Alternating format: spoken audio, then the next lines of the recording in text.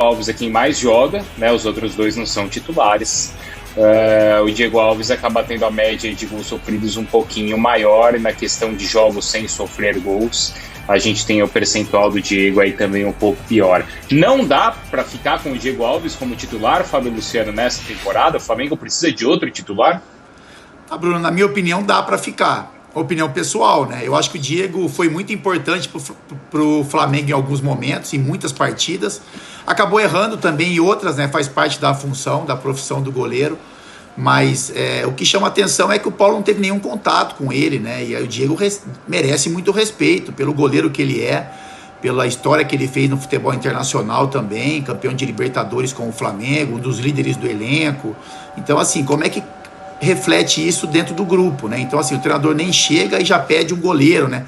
Uma posição que ele não conhece, né? Não sei se trabalhou com o Diego, se teve contato com o Diego, ou se a diretoria do Flamengo também, aí pode ser. Se a diretoria do Flamengo percebeu algumas falhas durante o ano e aí já buscava um outro nome para assumir a condição de titular. Mas eu acho que o Diego pode sim ser titular do Flamengo. Eu acho que o Flamengo pode buscar outras peças, né? Eu acho que o Paulo vai ter um trabalhinho, porque, né, pelo que o Pedro falou, ele gosta de trabalhar com 3 zagueiros, né, com uma linha de 3, e o Flamengo não está acostumado a isso, nem o elenco, nem o seu torcedor.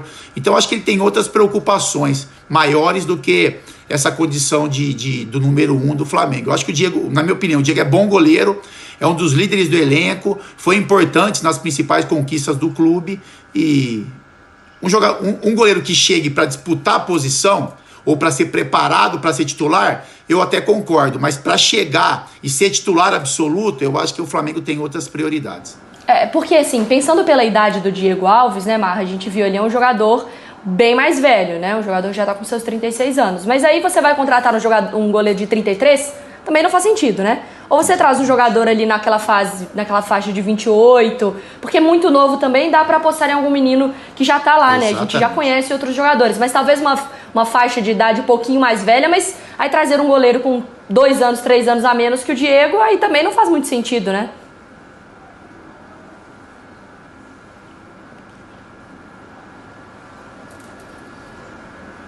Eu acho que o áudio do Mário Marra deu problema, eu vou passar então pro Fábio Luciano. Porque, Fábio, a impressão que eu tenho é que, apesar do contrato dele ter sido renovado recentemente pela direção do clube, mas é algo que a direção não tem essa confiança, porque a reta final da temporada do Diego não foi boa. Sim. E um técnico de fora, que não estava acompanhando todos os jogos do Flamengo, você chega e fala assim, né, pro Paulo, meu goleiro é o Diego Alves, ele conhece, ele sabe quem é o Diego Alves. Então a impressão que eu tenho é que é quem estava ali no dia a dia que não está sentindo mais essa mesma confiança no Diego. Não é isso, Bruno, assim, foi o que eu tentei colocar, né? Se for uma vontade da diretoria, acompanhando o dia a dia de trabalho, tudo aquilo que o Diego Alves fez no ano do Flamengo, você pode ter um entendimento disso. Quando você coloca tudo na conta do treinador, então a chamada é o quê? Paulo Souza pede a contratação de um goleiro titular. E aí eu acho que isso precisaria um pouco mais de tempo, né? Porque a história que o treinador do Flamengo, o Paulo Souza, conhece do Diego, ela é muito boa. E as conquistas do Diego são muito pesadas. E eu concordo plenamente com a Mari. Assim, se você vai trazer um goleiro com uma idade próxima do Diego, eu acho que não vale a pena. Nesses valores que foram colocados, impossível, né? A chance de negociação é 0. Mas você trazer um goleiro de 26, 27, 28 anos, ambientá-lo num ambiente, fazê-lo brigar por posição com o Diego Alves, ou em uma queda de rendimento você ter um goleiro de qualidade, eu acho que isso o Flamengo pode fazer, e o Flamengo faz isso em várias posições, né? O Flamengo, quando você reforça um elenco, você tem um titular, mas você contrata um jogador para causar uma briga no elenco, né? Sim. Uma briga por posição, lógico, uma briga sadia por posição. Esse movimento eu acho bacana. Agora, o Paulo pedir, né, ao Flamengo um goleiro titular, eu acho que isso poderia ser um pouco mais calmo, né? Ele conhecer o Diego, trabalhar com o Diego no dia a dia, e aí sim ele tomar essa decisão por conta. A internet do Marra tinha dado uma rasteira nele, mas agora voltou, Marra. A gente queria te ouvir também. Eu acho que o Diego merece... Essa notícia a gente vai ter que esperar um pouco mais também, né? Para entender a apresentação do Paulo Souza, ele falar sobre isso, tudo. Porque o Diego não termina mal a temporada, gente. Assim, ele já é um goleiro que talvez vai jogar menos, mas o que o Fábio falou, ele é uma liderança dentro do grupo, ele é um goleiro altamente confiável. Eu acho que assim, trocar ele, né? Sai ele, entra o Marquezinho, não, né? Acho que o Diego ainda merece ser melhor observado. Acho que o dia a dia vai falar muito. Ah, mas eu acho que ele tem crédito, claro, mas eu acho que a reta final de temporada dele não foi boa não, hein, gente? E teve algumas lesões também, né, Bruno? Então, assim, ele teve algumas falhas na questão técnica, né?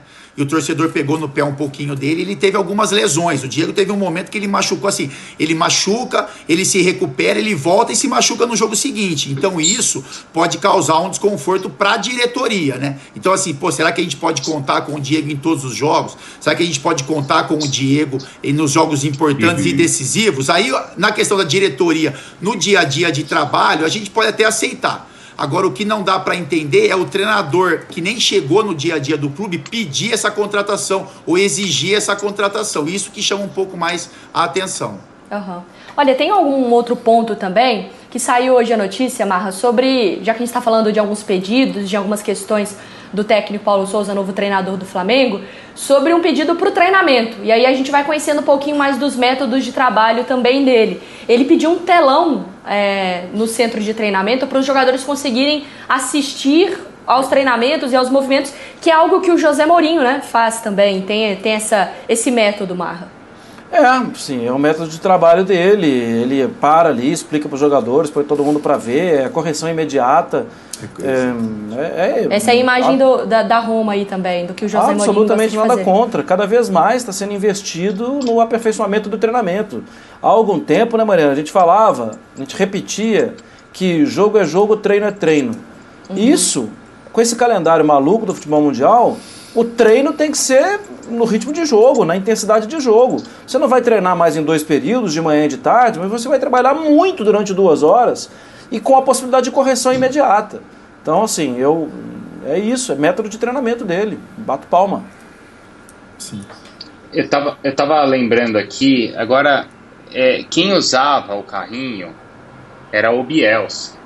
Eu lembro se foi o JJ, quando chegou ao Flamengo, que pediu para fazer um carrinho ali, também tinha uma tela. Você lembra disso, Marra? Eu não lembro se foi o Jorge Jesus, ou se foi algum outro, ou se foi o Sampaoli, quando chegou em algum dos clubes. Eu acho que foi o JJ, que pediu um carrinho também, que era um carrinho, e aí o carrinho tinha ali uma câmera e tal, uma tela, e os jogadores avaliavam. Mas, eu não sei, o jogador gosta de ver isso, Fábio, ou não? Bruno, eu acho que são correções, como o Marra falou, correções imediatas, né? Então você pode apresentar um lance de jogo e no treinamento você fazer algum tipo de correção, né? Então assim, você sofre um gol, você mostra para o jogador o que aconteceu naquela partida e você faz a correção dentro de campo. Você tem alguma observação que você quer fazer de treinamento, então você corrige de imediato. Eu acho que são inovações que elas devem ser bem aceitas pelos atletas, né? Eu não cheguei nem perto disso, né? Isso para mim é muito distante assim da minha realidade como atleta, mas eu vejo com bons olhos. Eu acho que pode funcionar, né? Eu fiz uma visita para o Fenerbahçe há alguns anos atrás, antes da pandemia, e eles estavam também instalando no centro de treinamento algo parecido com isso. Então eu acho que faz parte. Eu não vivi, infelizmente, não vivi toda essa tecnologia no futebol, mas acho que o jogador de hoje ele acaba aceitando bem. E de repente dá para dar uma olhadinha no Instagram, né? Ele consegue dar uma. Ele consegue ali, professor, será que eu posso dar uma olhadinha na minha rede social ali, ver se chegou alguma mensagem? Já mete o Wi-Fi. É isso aí. Mas agora eu peguei aqui, viu, Marra? Eu lembrei, porque é isso, o Bielsa fez um carrinho lá no Olympique de Marseille. Você pega o carrinho do Olympique de Marseille, imagina, é aquela coisa cinematográfica.